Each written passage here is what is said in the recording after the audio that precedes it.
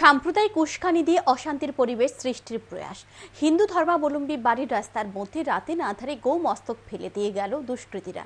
ঘটনা মন্দির নগরী উদয়পুরের রাজারবাগ সুকান্তপল্লী তারণপাড়া এলাকায়। ঘটনাকে কেন্দ্র করে এলাকায় চাঞ্চল্য বিরাজ করছে।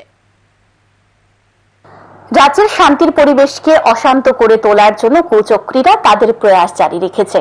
এবার সাম্প্রদায়িক উস্কানি দিয়ে অশান্তি ছড়ানোর চেষ্টা করল দুষ্কৃতীরা।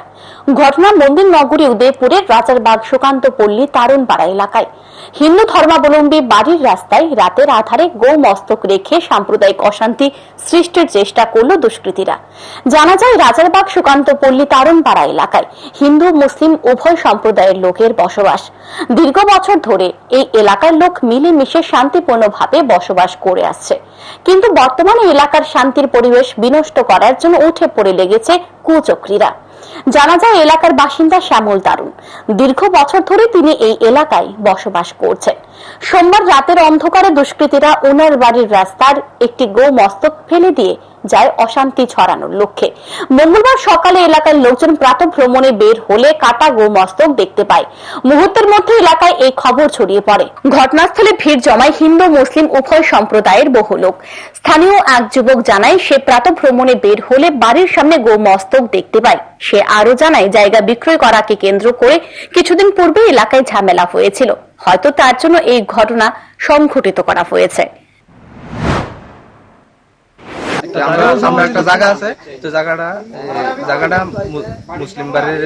মুসলিমের কাছে বেচতে চাইছিল আর কি। তো আমরা আমরা বাড়ির লোকে আর একটা হিন্দু বাড়ি আছে, তারা বেচতে চাইছিল। তো আমরা বাধা দেওয়া মনে হয়তো এই ঘটনাটা ঘটছে আজকে।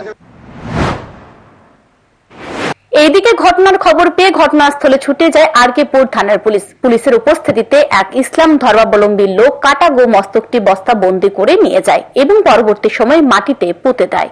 তবে যে যাই বলুক, ধারণা করা হচ্ছে সোমবার ইসলাম ধর্মাবলম্বীদের কোরবানি ঈদ ছিল, হয়তো কোরবানি দেওয়া গরুর মস্তকটি মাটিতে পুঁতে দেওয়া হয়েছিল।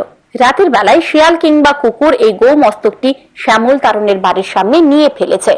আবার এমনও হতে পারে কুচক্রীরা এলাকার শান্তির পরিবেশ নষ্ট করার জন্য ইচ্ছাকৃতভাবে এমনটা করেছে। যদিও পুলিশ ঘটনার তদন্তে নেমেছে, এখন দেখার পুলিশের তদন্তে কি রহস্য বেরিয়ে আসে। Bureau report, news today.